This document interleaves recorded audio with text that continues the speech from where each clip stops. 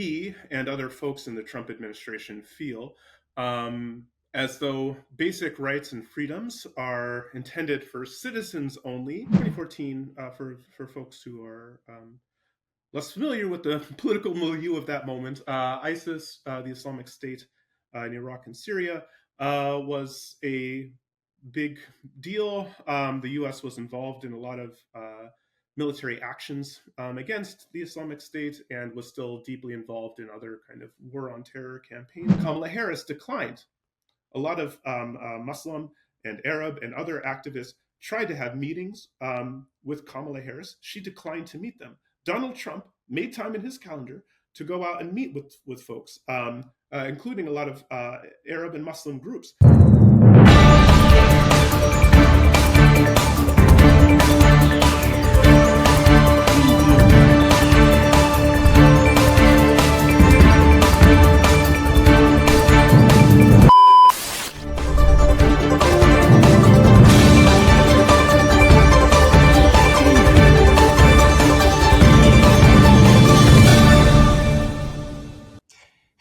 Welcome to the Muslim Viewpoint, a new video podcast series powered by the nonprofit national media platform American Muslim Today. I'm your host, Maya Gayler.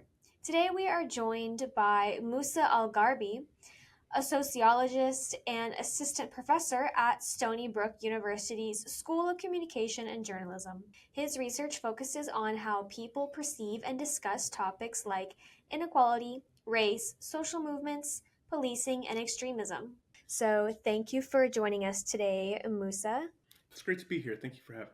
Yeah, all right. So let's go ahead and get started. I'm sure, like millions across the nation and around the world, you have seen the arrest of pro-Palestinian student protest leader Mahmood, Khalil, and several others. He is, of course, a green card holder and married to a U.S. citizen. In your opinion, what are the implications of the actions from the Trump administration that has been really cracking down on student activism? Yeah, I mean, one of the striking aspects of the administration's current policies are precisely targeting people who are permanent residents of the United States. Traditionally, the view of courts and administrations are that things like free speech are not privileges that are restricted to certain subsets of the population. They're not even restricted to citizens. If you read things like the Constitution, for instance, the argument of the Constitution is not that our rights and freedoms are endowed to certain people by the government. It's that these rights and freedoms are endowed to all people by God, and that it's the purpose of governments or to secure these rights, which are not granted to us by the government. They're granted to us by God. They're part of respecting our basic human dignity. That's what the Constitution says.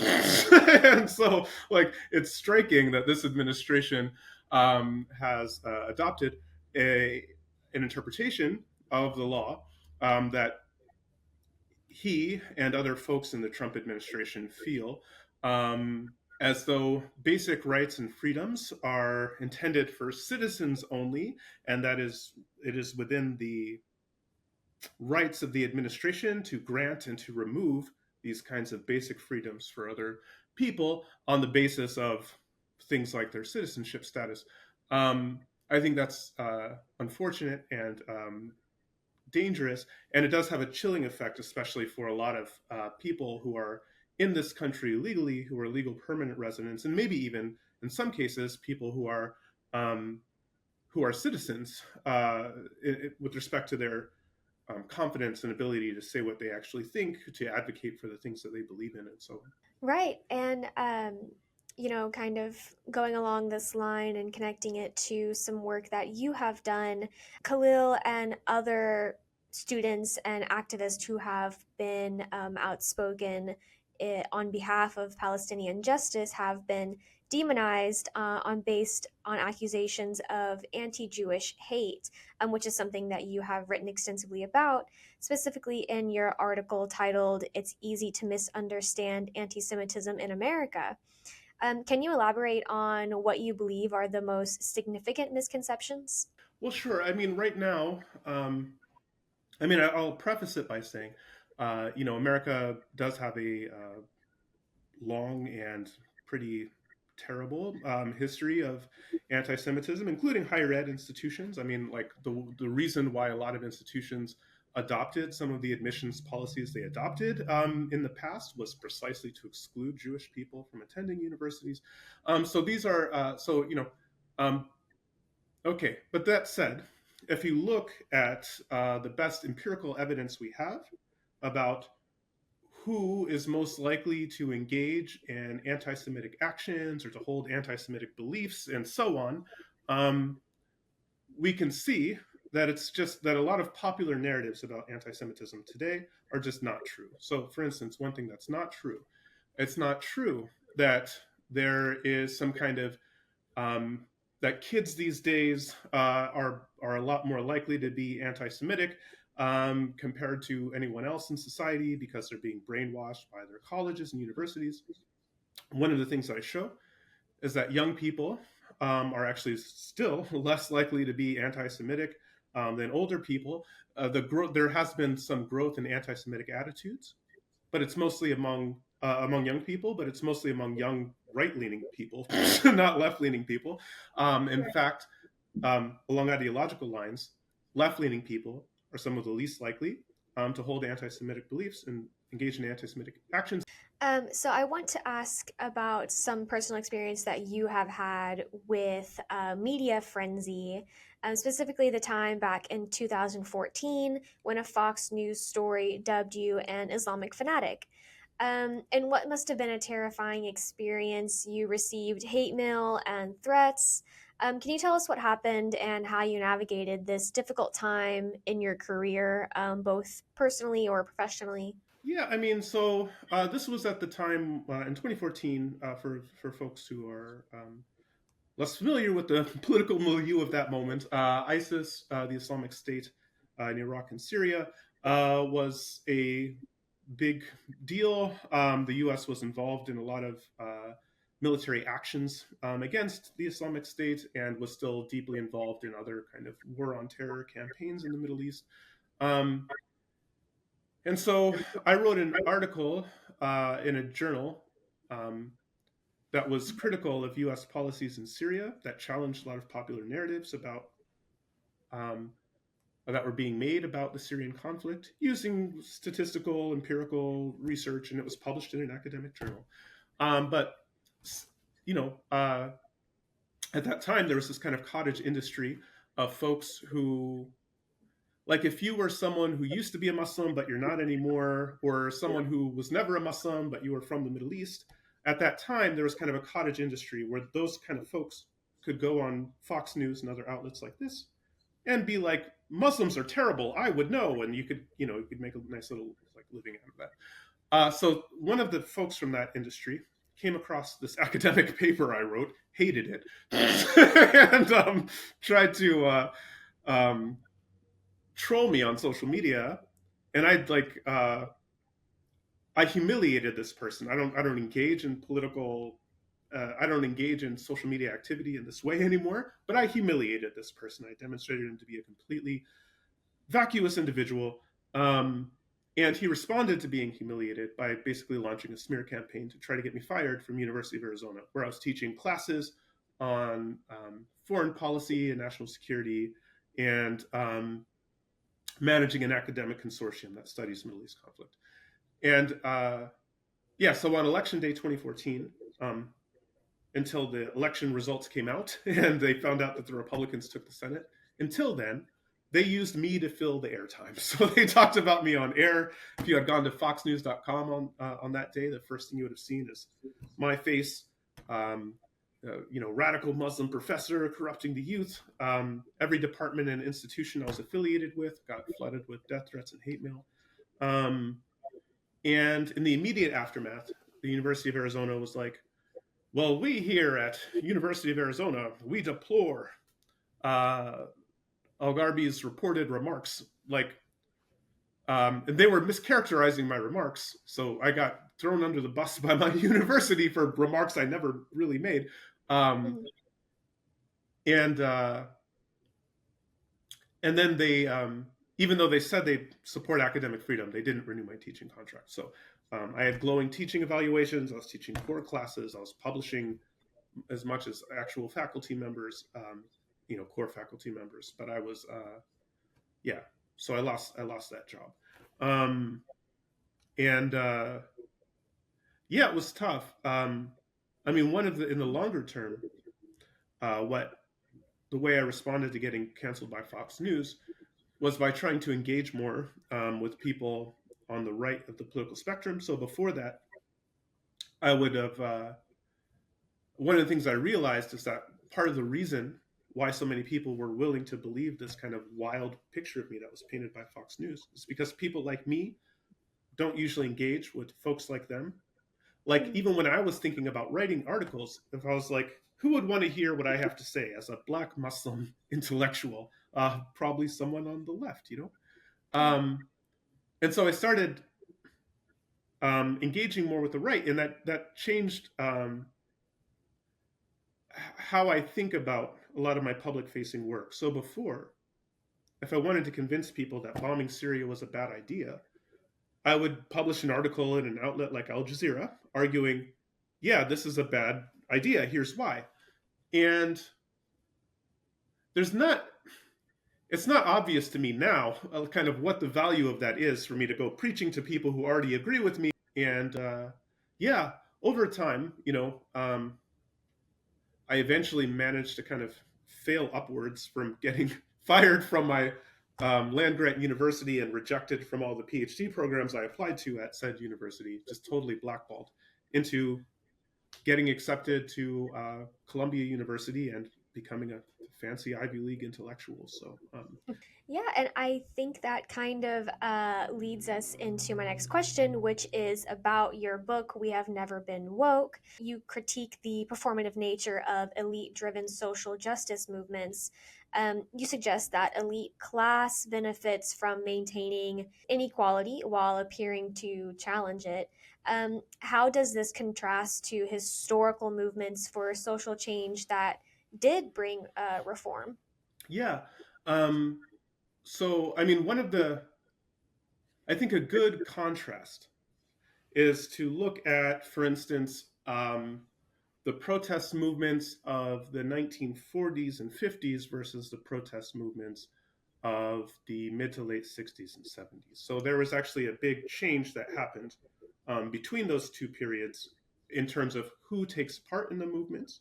So in the early phase, they were kind of broad-based movements that involved a lot of working class people and so on. The latter phase was mostly highly educated people, and the kinds of demands that were being made shifted from being demands like, we want basic rights, full employment, things like that, to being like these kinds of Black nationalist claims about like, kind of more radical sorts of demands. And when you look at if you look at the contrast between those two movements, or even look at the contrast between, say, those 1950s style movements and what we see today, you can see it's easy to see the kind of the limitations of a lot of contemporary approaches to activism, and the limitations of the ways that knowledge economy professionals, in particular, like to engage in activism.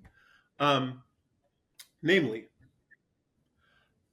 one of the ways that a lot of protest movements go awry today, including, I would say, a lot of the protest movements in trying to push back against U.S. policy in Gaza, is that in the 1950s, you had people, symbolic capitalists, you had groups like the Student Nonviolent Coordinating Committee, or SNCC.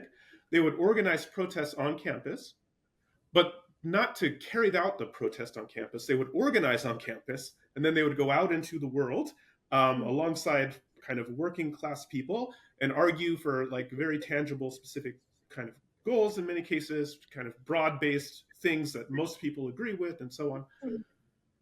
Today, the form of a lot of activism on campus is that folks will organize on campus in order to carry out a demonstration that's also on campus, with the goal of that demonstration being changing something about the campus. So getting the university president to issue a statement, pressuring her to issue a statement, as if there's any universe in which a university president issuing is like a university president could read the most radical statement that you could imagine verbatim with full passion and sincerity, and it would not save one person's life. It would do nothing to end. There's like not really a plausible story about how even an elite university president issuing the most radical statement in the universe is gonna, so anyway, but they're focused on things like getting university leaders to make statements, adjusting funding lines for various departments and initiatives on campus, looking at the investment portfolio of the university, and that's maybe a less but still, it's like a very like the activism movement today is like very narcissistic and inward looking, and it's you can see this on everything. Occupy Wall Street movement was kind of the same way, as I show in the book. It was overwhelmingly people who were participating in. If you look at who participated, it was overwhelmingly people who themselves had college degrees, and the people who didn't have college degrees were in college. The kinds of norms. They had these kind of really unusual norms that were alienating to most people, like the progressive stack, which was this kind of bureaucratic rules about who could talk and in what order based on people's identity characteristics. You were supposed to let women talk first and non-whites and so on, and if you had multiple intersecting categories. This is a kind of thing. Like if you imagine a working class person who comes off the docks, goes into an Occupy protest like, yeah, you're right, the rich are ripping us off, we got to do something about it. And they're like, hey, buddy, hold on. But you know what, the first thing we got to do is set up these arcane bureaucratic rules about who gets to talk and in what order based on their ascribed identity characteristics. And by the way, as a cisgender heterosexual white man, you should really just shh. Right? If this is their experience then anyone who was kind of a normie person, like a normie worker who right. Stumbled into an Occupy protest would immediately would probably leave that protest less supportive of the movement than they were before, right? And you can even see this in that a lot of the Occupy movement leaders were explicitly opposed to proposing any kinds of concrete policies, to endorsing any kind of concrete policies, to running candidates, to endorsing candidates. They were like aggressively opposed to politics per se. So it ended up just being this kind of, let's get in the park and do symbolic gestures for a while. Yeah, and my next question is about kind of something similar anyways, and something you kind of have been dancing around just a little bit, but specifically when it comes to Muslims, recently we've seen a lot of Muslims engage in the progressive movements and take part in activism on behalf of Gaza. So from your perspective, do you think Muslim activism is at risk of crossing that line into performative support? And, how can our community ensure that the activism remains beneficial and strong? Yeah, I mean, I think it's important for demonstrators to kind of to focus on putting pressure on the kinds of politicians that on politicians to make different decisions, on institutions to make different decisions. There is some evidence that, for instance, some of the boycotts that are happening are exerting pain on chains like Starbucks and McDonald's and so on. You can see this in their earning reports. News media coverage typically dances around that. They talk about other things, like they attribute it to other things. But you can see there's an impact being made there. They're feeling it. And actually, I think one of the things that's important and a kind of useful element of this moment, one of the things we saw in this last election is that Muslim voters had been shifting actually over the last couple of elections more towards the GOP, but actually seem to have played a very decisive role and possibly in flipping certain states like Michigan and so on. Right. This is actually useful in a way, because you could see that before this election, um, a lot of Democratic leaders took the Muslim vote for granted. You had people like in the lead up to the election, you had people like Bill Clinton, who NAFTA king, who was sent to Michigan of all places to basically lecture Muslim voters about how Kamala Harris's policy is going to be the same as Joe Biden's policy, which is unending support of Israel, and they should just Muslim voters, Arabs, and so on who are concerned should just suck it up and get over it, because the Democrats' policy is not going to change. Oh, and by the way, Palestinians are responsible for most of the problems. Like that was Bill Clinton literally went to Michigan right in the lead up to the election and delivered that message to voters who were concerned about him. Kamala Harris declined. A lot of Muslim and Arab and other activists tried to have meetings with Kamala Harris. She declined to meet them. Donald Trump made time in his calendar to go out and meet with folks, including a lot of Arab and Muslim groups. They walked away from those meetings like, we have no idea whether he's gonna what he's gonna do, but we do feel listened to. He engaged with us. He listened to us. He responded to us. He took our complaints and stuff seriously. What he's going to do with them. But that's better if the alternative, like an analogy I often give, is that if I were told that I have to choose between losing my left arm or my right arm, that would be a terrible choice because I would prefer to keep both. But it would also be an easy choice. I'm left-handed. So if I had to lose one of my arms, I would lose my right arm, right? And so for a lot of Muslim voters found themselves in a similar place, and Arab voters and other people who were just concerned about Gaza, regardless of their ethnicity or race, where they were presented with these two options that were terrible. The choice that they had, if they vote Democrat, they are guaranteed to have a continuation of the Biden policy, which is unending weapons and occasional hand-wringing about how terrible, how sad it is, but unending support of Netanyahu, no pressure. Or they could vote for this other guy who, for whom they had no idea what, no one still has any idea exactly what he's going to do.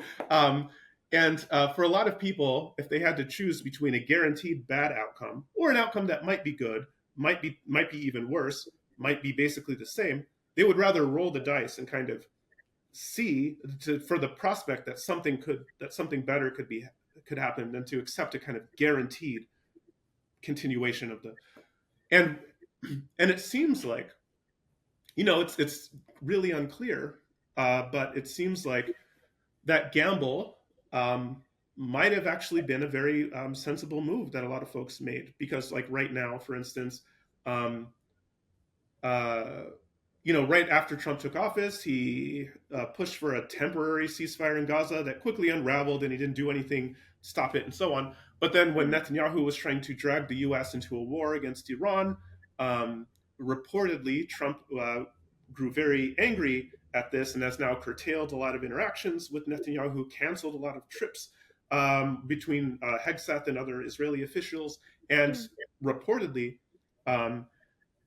says he might be on the cusp of or you make of these leaks which you but might be on the cusp of formally recognizing a Palestinian state or something like this. The fact that he is a vain, unpredictable, somewhat petty person is actually useful in the sense that he's useful. It opens the range of possibilities compared to someone who's just gonna kind of do what they're supposed to do based on their and so all to say, I think one thing that's clear is that right now there's this moment of opportunity where a lot of Democratic leaders who had previously taken these votes for granted maybe see more clearly why it's important to not do that. That this is that Muslims And Arabs, especially in swing states like Michigan, where there's large concentrations of these voters and so on, do have the ability to flip races. Um, and then on the Republican side, there's also been this shift where a lot of Republicans now recognize Muslims as and Arabs and other populations like that as winnable voters, as constituents that they can actually compete for and win.